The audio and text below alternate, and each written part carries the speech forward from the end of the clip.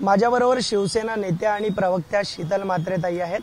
आज आदित्य ठाकरे यांची पत्रकार परिषद पार पडली। काल राज्य सरकारने महापालिकेने पालिका कर्मचाऱ्यांना बोनस जाहीर केला, तो त्यांच्या भीतीने जाहीर केला असं त्यांनी पत्रकार परिषदेत उल्लेख केला आणि अनेक आरोप केलेले आहेत। कसं पाहता याकडे? एक लक्षात घ्या, ज्यांनी इतक्या वर्षात 500 रुपयांच्या वर बोनस कधी वाढवला नाही त्यांनी या विषयावर बोलूच नाही।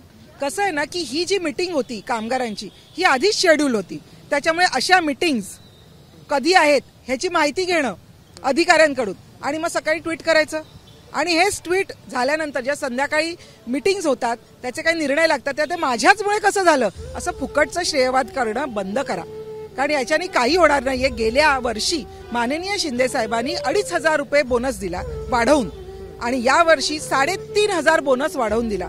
5 लाखाचा गट विमा जो बंद झालेला होता तो सुरू केलेला आहे। त्याच्यामुळे ज्यांनी 500 रुपये पण कधी बोनस वाढ केली नाही त्यांनी हा विषयावर बोलू नये मला असं वाटतं, कारण शेवटी यांना बोनस मिळणारच होता, त्यामध्ये काही नवीन नाहीये। परंतु आपण फक्त मीटिंग कधी आहे हे पहिल्यांदा नाही झालं तर हे सतत होतंय। मीटिंग कधी आहे हे चेक करायचं आणि त्या दिवशी सकाळी ट्विट करायचं आणि मग सांगायचं बघा माझ्याचमुळे कसं झालं। तर हे मला वाटतं धंदे बंद करावेत। रस्त्याची कंत्राटं दिली जातात, कंत्राटं दिली गेली, पैसे देखील दिले गेले, मात्र काम अद्याप सुरू झालेले नाहीत।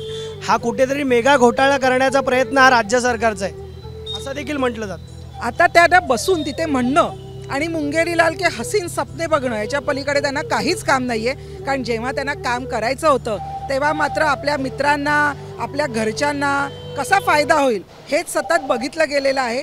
मी तुम्हाला फक्त रोड स्कॅम त्यांनी केलेले सांगते। 2,300 करोडचा रोड स्कॅम हा 17-18 मध्ये झालेला आहे। 2,250चा 18-19, 2,560 करोड मधले आकडे आहेत। 2019 ते 20 मध्ये झालेला आहे। 2,200 करोडचा 2020 ते 21 मध्ये झालेला आहे आणि 2,350 करोडचा हा 2021-22 मध्ये झालाय। या रोडच्या मेंटेनन्ससाठी आणि पॉटहोलसाठी दरवर्षी 45 करोड रुपये खर्च केले गेलेले।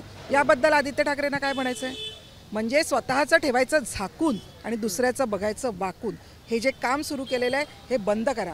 आपण मित्रमैत्रिणींबरोबर पार्ट्या करणं, पेस्ट्रींबरोबर फिरणं, नाईट लाईफ एन्जॉय करणं हे तुमचं काम होतं, हेच करा। ही जी काही कामं आहेत ही आमची आहेत, ही आम्ही करतोय, त्याच्यामुळे तुम्हाला उत्तर देण्याची आम्हाला आवश्यकता नाही आहे आणि हे फुकटचं श्रेयवाद घेणं हे मला वाटतं बंद करावं। मुंबईसह राज्याच्या विविध शहरांमध्ये आपण पाहिलं तर हवेची गुणवत्ता खालावत चाललेली आहे, प्रदूषण मोठ्या प्रमाणात वाढले। आज मुख्यमंत्र्यांनी बैठक घेतली आणि कारवाईला देखील सुरुवात झालेली आहे, मात्र हे प्रदूषण जे वाढतंय त्यावर कुठेतरी राज्य सरकार महापालिका प्रशासनाकडून दुर्लक्ष होतंय अशी देखील टीका होतीये। तर पुढील काळात तुम्ही कशा प्रकारे काम करणार आहात तुमच्या सरकारच्या वतीने? एक लक्षात घ्या की फक्त महाराष्ट्रातली किंवा मुंबईचीच गुणवत्ता कमी होत नाहीये, तर दिल्लीची सुद्धा हवा तेवढीच खराब झाली। तर मला वाटतं हा वातावरणातला बदल आहे। यामध्ये प्रत्येक गोष्ट काही झाली की ती शिंदे सरकारांमुळेच होते।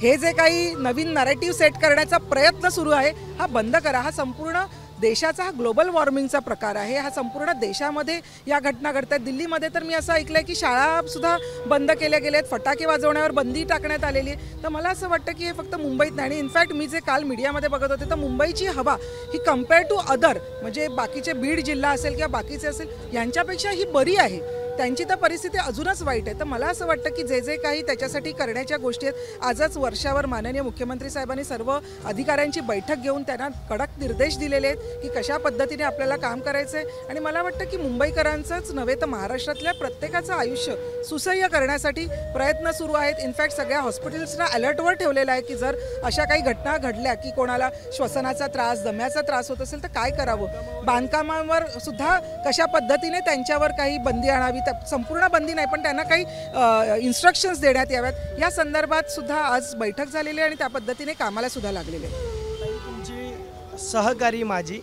आणि प्रिय मैत्रीण किशोरी पेडणेकर यांना ईडीकडून समन्स आलं होतं, ते जाणार होत्या मात्र काही कारणास्तव गेल्या नाही। कालच पाहिलं तर काल त्यांनी तुमच्या ट्विटला रिप्लाय देखील दिलेला आहे। कसं पाहताय? एकीकडे तुमच्यावर देखील टीका त्या करतायत आणि त्यांची ईडीकडून त्यांना समन्स बसवलाय चौकशीसाठी। त्यांच्यावर जो मला वाटतं आरोप आहे हा बॉडी बॅग्सच्या संदर्भात आहे। 600 रुपयाची बॉडी बॅग्स म्हणजे मृतदेहांना गुंडाळून ठेवणारी बॉडी बॅग्स, ही 600 रुपयाची बॉडी बॅग त्यांनी 6,000 रुपयाला घेतली, हा त्यांच्यावर आरोप आहे। या संदर्भात त्यांना काय म्हणायचं आहे? आणि मला असं कळलं की त्यांनी ईडीला प्रकृती अस्वास्थ्यामुळे त्या गेल्या नाहीत, म्हणजे त्यांना बरं वाटत नव्हतं म्हणून त्या गेल्या नाहीत. परंतु मीडियाशी मात्र त्या बोलत होत्या. त्याच्यानंतर मी फोटो बघितले की मातोश्रीवर कुठल्या तरी महिलेचा वाढदिवस साजरा करायला त्या पोचल्या होत्या. तर मला असं वाटतं की तुम्हाला जर खरोखर तुम्ही काही केलेलं नाही आहे तर ईडीला सामोरं जायला का घाबरताय? तुम्ही ईडीला सामोरं जा, कर नाही त्याला डर कशाला पाहिजे. परंतु हे न करता उगीचच काहीतरी वाचाळ पद्धतीने बडबड करणं हे बंद करा. कारण तुमची नौटंकी ही संपूर्ण मुंबईकरांनी बघितलेली आहे. तुम्ही जे करोनामध्ये जी नौटंकी करत होतात ते सगळं बघितलेलं आहे. त्याच्यामुळे काम करायचं नाही, काम करायची वेळ होती तेव्हा नको ती कामं करायची. त्यामध्ये त्यांच्या मुलाच्या कंपनीचं नाव आहे म्हणे, त्यांच्या जावयाच्या कंपनीचं नाव आहे असं आम्ही ऐकलेलं आहे. तर ह्याच्यामधलं सत्य काय आहे लोकांसमोर येऊ दे. उगीचच तुम्ही फापट पसारा, ह्याच्याबद्दल बोल त्याच्याबद्दल बोल. जे काही महत्त्वाचं आहे आणि जे काही मुळाचं आहे ते मात्र बोलतच नाही आहात तुम्ही. तर ते बोलावं. आणि नक्की प्रकृती बिघडली आहे की बिघडल्याचं नाटक आहे हे मात्र मुंबईकरच ठरवतील. ज्याला कर नाही त्याला डर कशाला. समजा जर काही केलंच नसेल तर त्यांनी चौकशीला सामोरं जावं असं या ठिकाणी शीतल म्हात्रे यांनी म्हटलेलं आहे.